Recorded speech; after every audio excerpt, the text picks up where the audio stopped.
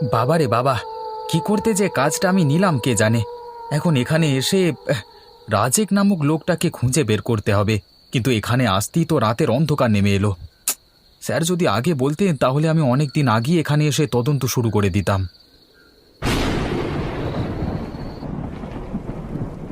ব্যাস, এটাই বাকি ছিল। এখন ছাতাও আমি আনিনি। আজকে সকালে কার মুখ দেখে যে উঠেছিলাম কে জানে। সকাল থেকে বিপদের মধ্যে পড়েই যাচ্ছি। তোর আর ভালো লাগে না। সারা দিন ধকলের মধ্যে কাজ করতে থাকতে আমার ভালো লাগে না। আরে আরে, ওই তো ওখানে একটা ঘর বলে মনে হচ্ছে। তাড়াতাড়ি যাই, ওখানেই বরং কিছুক্ষণ দাঁড়িয়ে থাকি। তারপর বৃষ্টি থামলে কিছু একটা করা যাবে। আরে, এটা তো একটা কাছারি বাড়ি বলে মনে হচ্ছে। এখানে অনেক দিন কেউ আসেনি বলে মনে হচ্ছে তো। চারিদিকে ঝোপ জঙ্গল হয়ে গেছে। যাক, ভালোই ভালো এখানে সময়টা কাটিয়ে দিতে পারলেই ভালো। আপনি কে? এই দুর্যোগের মধ্যে এখানে কি করছেন? আসলে আসলে আমি অনেক দূর থেকে আসছি।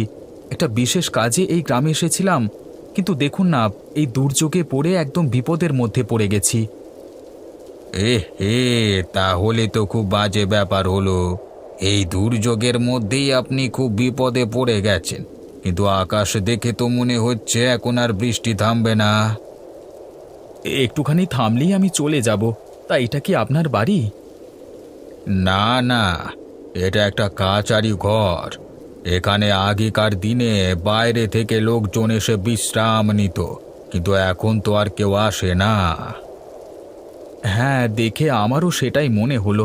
চারিদিকে এত ঝোপ জঙ্গল হয়ে গেছে, দেখে তো মনে হচ্ছে এখানে কোনো মানুষ আসে না।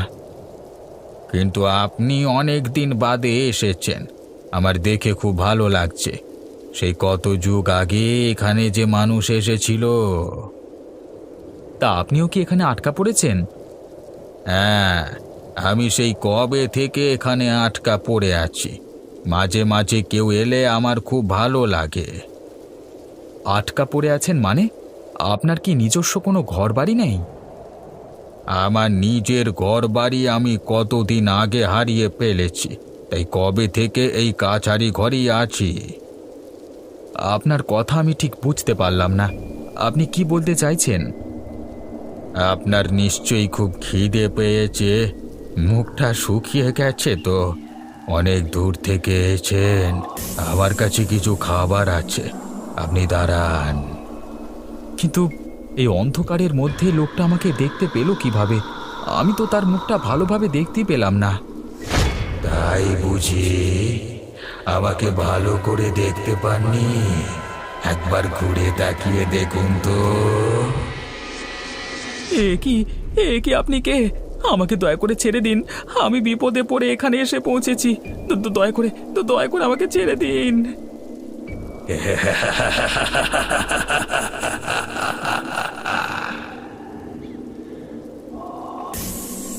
না।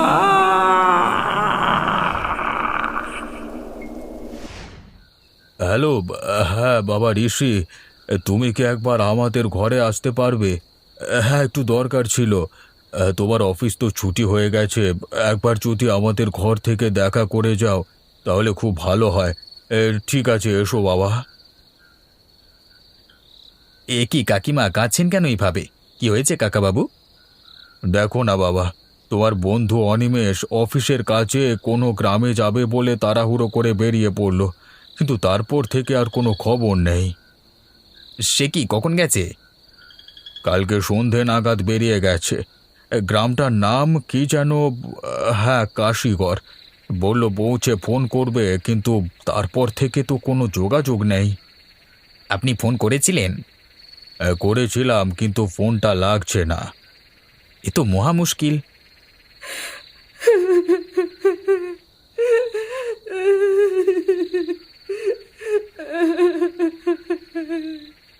বাবা ঋষি, তুমি একটু দেখো না বাবা, যদি কিছু একটা করতে পারো।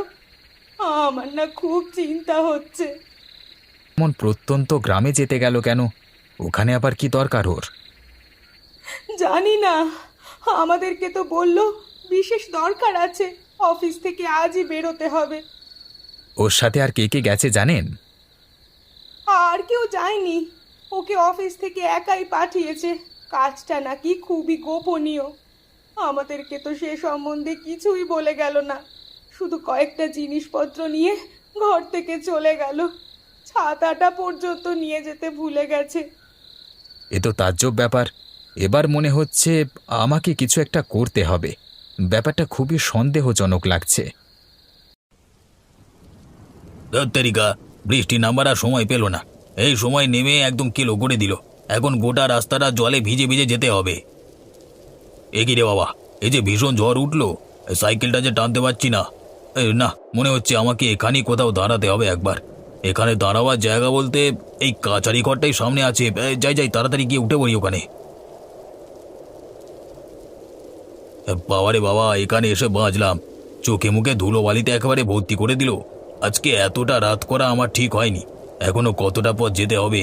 কিন্তু এই কাচারি বাড়ি সম্পর্কে আমি তো অনেক কিছু শুনেছি, যদিও আজ পর্যন্ত কিছু দেখিনি। তবে আপনি যা শুনেছেন আমিও তাই শুনেছি, কিন্তু আমি এখানে সাহস করে আছি দেখুন।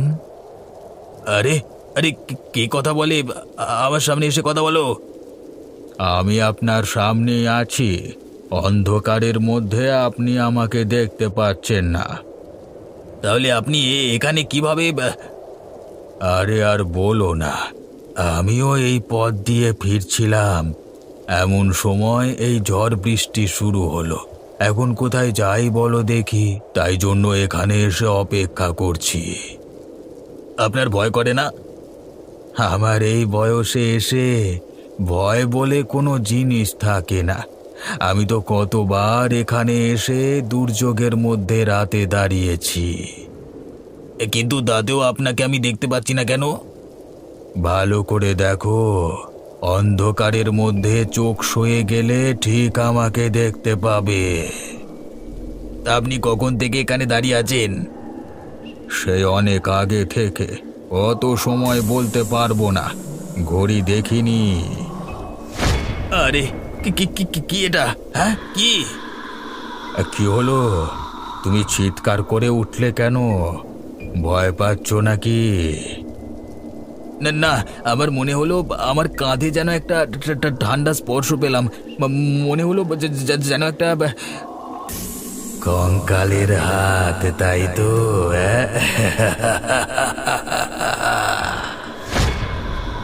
হ্যাঁ, আপনি কি করে জানলেন?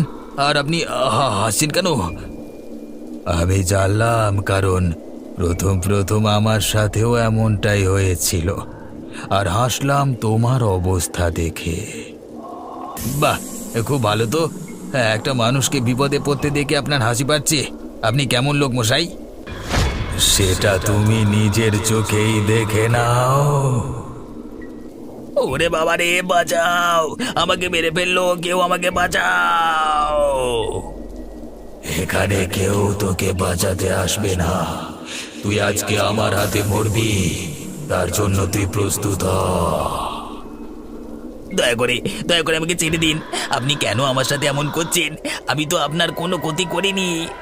আমি আমি শুধু বিপদে পড়ে এই কাছারি বাড়িতে কিছুক্ষণ সময় কাটাতে এসেছি। আপনার অসুবিধে হলে আমি চলে যাচ্ছি। এখানে যারা আসে তারা কেউ আর বেঁচে ফিরতে পারে না। তুইও আজকে আমার হাতে মরে যাবি। ছেড়ে দিন, ছেড়ে দিন আমাকে, ছেড়ে দিন, ছেড়ে দিন আমাকে। না না না! আমার পিছু পিছু এসো তুমি। আজ থেকে আমি এখানেই তোমার জন্য বন্দোবস্ত করে দিচ্ছি। আজ থেকে এখানেই তুমি থাকবে। পথ চলতি মানুষ বিপদে পড়ে এখানে এসে পৌঁছালে তোমাকে কি করতে হবে সেটা তোমার ভালোভাবে জানা আছে। আপনার আদেশ মতো আমি কাজ করব, আপনি কোনো চিন্তা করবেন না। আমার চাই কাঁচা তাজা মানুষের রক্ত, তারপর মানব দেহটাকে নিয়ে তোমরা আহার করতে পারো। ঠিক আছে প্রভু, আপনি যেমনটা বলবেন তেমনটাই হবে, কিন্তু আমরা কবে মুক্তি পাব? যখন আমি চাইব তখন তোমরা মুক্তি পাবে, তার আগে নয়। আমাকে এখানে বেশি কষ্ট করে থাকতে হবে না তো। মৃত্যুর পর আবার কষ্ট কিসের? তুমি এখন আমার কথা মতো চলো। আমি কথা দিচ্ছি, তোমার আত্মা সারা জীবন অনেক সুখে শান্তিতে থাকবে। আপনি যেমনটা বলবেন তেমনটাই হবে।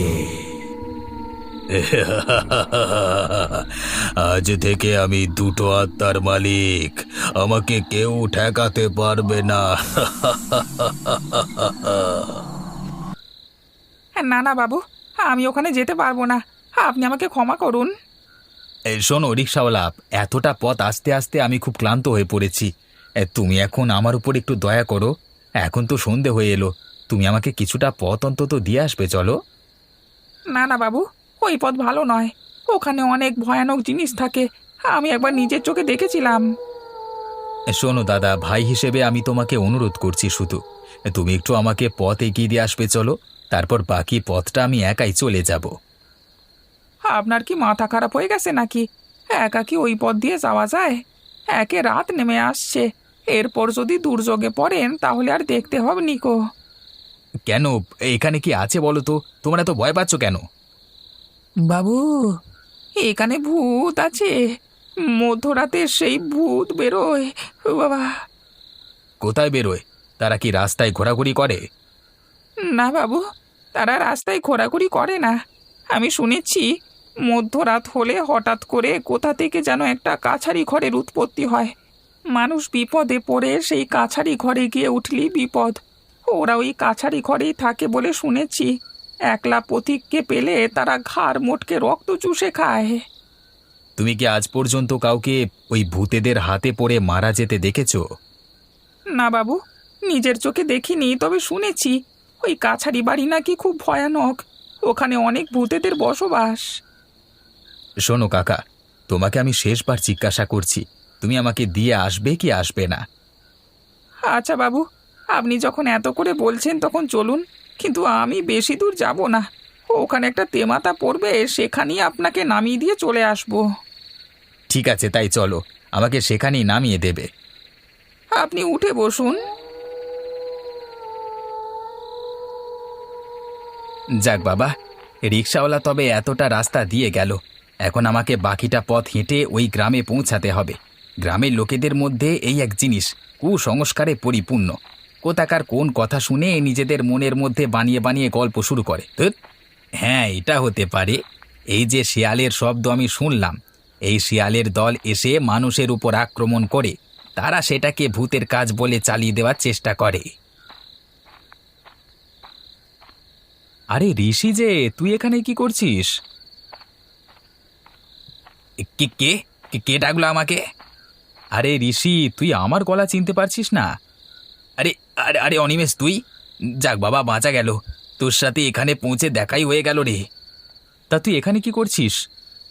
আরে আমি তো তোকে খুঁজতে এখানে এসেছি। ওদিকে কাকু কাকিমা তোর জন্য অস্থির হয়ে পড়েছে। তোর মা তো কেঁদে কেঁদে আলা। এখানে এসে একবারও তুই যোগাযোগ করিসনি। আরে আর বলিস না, আমি তো তাড়াহুড়োর মাথায় মোবাইলের চার্জার টানতে ভুলে গেছি। আর এনেও কোনো লাভ হতো না। যা প্রত্যন্ত গ্রাম্য জায়গা, এখনো পর্যন্ত বিজলি বাতির আলো পৌঁছায়নি। তা তুই এত অন্ধকারের মধ্যে কোথায় চলেছিস? আমি একটু বাইরের বাজারের দিকে যাচ্ছিলাম। ভাবছিলাম দেখব একবার যে যদি সেখানে কোনো টেলিফোনের ব্যবস্থা থাকে। আমারও তো বাবা মার জন্য মনটা খারাপ করছিল। আমি বুঝতে পেরেছিলাম আমার জন্য খুব চিন্তা করবে। তা তোর এই প্রত্যন্ত গ্রামে হঠাৎ আসবার প্রয়োজন পড়ল কেন? আমি তো আসতে চাইনি রে, কিন্তু তুই তো জানিস আমাদের কাজটা কেমন। স্যার আমাকে জোর করে ডেকে পাঠালো। এখানে ওই নেটওয়ার্কের একটা টাওয়ার স্থাপন করবার জন্য আদর্শ স্থান খুঁজতে হবে। তারপর সমস্ত তথ্য নিয়ে এখান থেকে যেতে হবে। তোর জ্বালায় আমাকে অফিস ছুটি নিয়ে আসতে হলো। যাক, ভালোই হলো। দুই বন্ধু অনেক দিন পর একসাথে হলাম। আবার যে কবে হব বা আদেও দুজনে একসাথে কোথাও বেড়াতে পারবো কি না সেটা জানি না।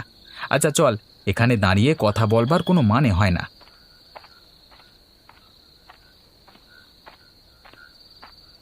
বাবা, একে তো তুই এমন বাড়িতে বাস করছিস, সেটা দেখে আমি অবাক হলাম। বোধহয় আজ থেকে 10 বছর ধরে এই বাড়িতে কেউ প্রবেশ করে না। তার উপর তুই আমার জন্য মুরগির ঝোল রান্না করেছিস। প্রত্যন্ত গ্রাম হলে কি হবে, এখানকার কিছু মানুষ অত্যন্ত ভালো। আমি আসতেই এখানকার একটা ঘর ভালো করে পরিষ্কার করে আমার থাকবার ব্যবস্থা করে দিল। আর সত্যি বলতে আমারও এই ঘরটা খুব পছন্দ হলো। আর রান্নার ব্যাপারটা সেটা অন্য একজন আমাকে দিয়ে যায়। বলেছে আমি যতদিন এখানে থাকব উনি নাকি আমাকে রান্না করে দিয়ে যাবেন।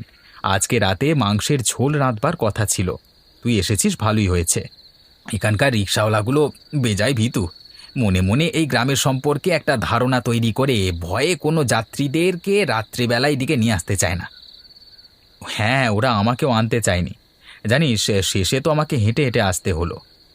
আচ্ছা, ওরা যে বলে মধ্যরাতে নাকি ওই রাস্তার পাশে হঠাৎ করে একটা ভৌতিক কাচারি ঘরের উৎপত্তি হয়, এটা কি সত্যি? কথাটা আমাকেও বলেছিল জানিস। আমিও প্রথমে বিশ্বাস করতে চাইনি, কিন্তু কিন্তু কি? যাক, সেসব কথা। তুই এখন মন দিয়ে খা, খেয়ে দে ঘুমাবি চল। অনেক দূর থেকে এসেছিস, ক্লান্ত হয়ে পড়েছিস।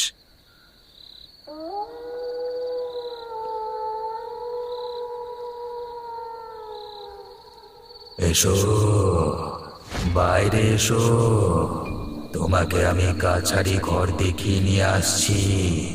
বাইরে এসো। ওরে বাবারে, ওটা কি?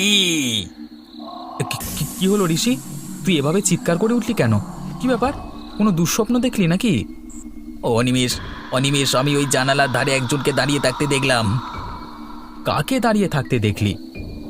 একটা ভয়ানক মূর্তিকে, চোখগুলো লাল লাল, আমাকে বাইরে যাবার জন্য ডাকছিল। ধুর, তুই যে কি বলিস! এখন ঘুমাতো। তুই মনে হয় ঘুমের ঘোরে স্বপ্ন দেখছিস। না রে, বিশ্বাস কর, আমি স্পষ্ট দেখলাম। আরে, গ্রামের দিকে এরকম নিস্তব্ধ পরিবেশে এসে মাঝে মাঝে এরকম মনে হয় যেন সামনে ভূত দাঁড়িয়ে আছে। সেসব দেখতে গেলে চলবে না। আচ্ছা বেশ, তুই যখন বলছিস তাহলে আমি বিশ্বাস করছি। আমি তাহলে ঘুমাই, কেমন? উঠে পড়, আজকে তোর জীবনের শেষ দিন। উঠে পড়। আরে আরে, কে কে কে কে কথা বললো? সামনে এসে বলো দেখি, তোমার কত সাহস! আজ তোকে মেরে আমাদের পথের কাঁটা সারা জীবনের মতো দূর করে দেব। তোমরা কারা? আমাকে এরকম করে ভয় দেখাচ্ছ কেন? আমি কি করলাম? আমি কি ক্ষতি করেছি তোমাদের? পথ চলা মানুষকে তোকে কে ভ্যানে করে এগিয়ে দিয়ে আসতে বলেছিল? আজকে যদি তুই ওই লোকটাকে এগিয়ে দিয়ে না আসতিস, তাহলে আজকেও আমরা ওকে মারতে পারতাম।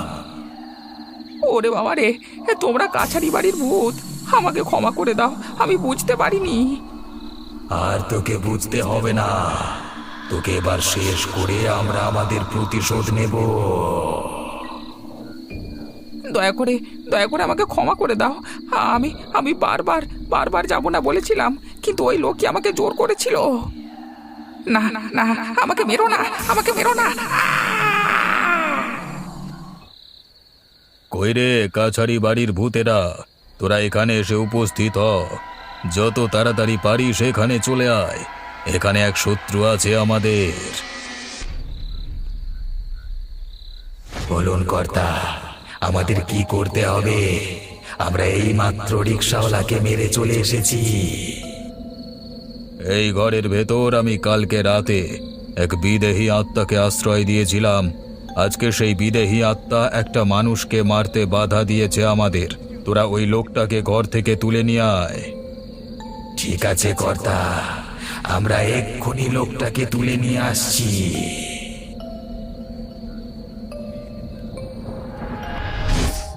কি তোমরা কারা? তোমরা আমাকে এভাবে তুলে নিয়ে এলে কেন? আমি কি করেছি তোমাদের? প্রতিদিন আমার তন্ত্র কার্যের জন্য তাজা মানব রক্তের প্রয়োজন হয়। আমার এই কাছারি ঘরের ভূতেরা এতদিন পর্যন্ত আমাকে আমার কথা মতো তাজা রক্ত সংগ্রহ করে এনে দিচ্ছিল। কেউ আমার কথার খেলাপি করেনি, কিন্তু আজকে একজন তোকে মারতে আমাকে বাধা দিয়েছে। বেশ করেছি। আমার বন্ধুকে তোমরা ছেড়ে দাও। আমার বন্ধুর দিকে তোরা চোখ তুলে তাকাবি না। মানব শরীর ছেড়েও তুই বেঈমানি ছাড়তে পারলি না। যে তোর আত্মাকে আশ্রয় দিল তার কথা তুই অমান্য করলি। তুমি আমাদের সবাইকে ব্যবহার করেছো। ওই কাছারি ঘরে না জানি কত লোকের আত্মাকে তোমরা যুগ যুগ ধরে আটকে রেখে দিয়েছো। আজ পর্যন্ত কেউ সেখান থেকে মুক্ত হতে পারেনি। বটে, তুই দেখছি সব জানিস। তাহলে শোন, তোর এই বন্ধুকে আমি তোর চোখের সামনে হত্যা করে আর একটা সঙ্গী বাড়িয়ে দেব। আমি থাকতে সেটা হতে দেব না। আর তোমাদেরকে বলছি, তোমরা যুগ যুগ ধরে এর কাছে বন্দী হয়ে আছো। এই লোক কখনো আমাদেরকে মুক্তি দেবে না। আমাদের যে করি হোক একে শেষ করে এখান থেকে মুক্ত হতে হবে। ও ঠিকই বলেছে, আমরা অনেক যুগ ধরে আটকা পড়ে আছি। আজকে এই রাজেককে শেষ করে আমরা মুক্ত হতে চাই। তোরা আমাকে ছেড়ে দে, দয়া করে আমাকে মারিস না। ঋষি, তুই এখান থেকে চলে যা। মা বাবাকে বলে দিস আমি আর কোনোদিন বাড়ি ফিরতে পারবো না। আমার ছেলে কি আর কোনো দিন ফিরে আসবে না? তুমি সত্যি কথা বলছো ঋষি? আমার যে এসব কথা বিশ্বাস হচ্ছে না। আজকে ও না থাকলে আমি হয়তো বেঁচে ফিরতে পারতাম না। আপনারা দুঃখ করবেন না, ও এই জীবন থেকে মুক্তি পেয়েছে। হায় ওপরওয়ালা, তুমি আমাদের একলা করে দিলে। আমি এখন কাদের নিয়ে বাঁচবো? আপনারা চিন্তা করবেন না, আমি অনেক ছোটবেলায় মা বাবাকে হারিয়েছি। এখন থেকে আপনারাই হলেন আমার বাবা মা। আপনাদের দায়িত্ব এখন থেকে আমার।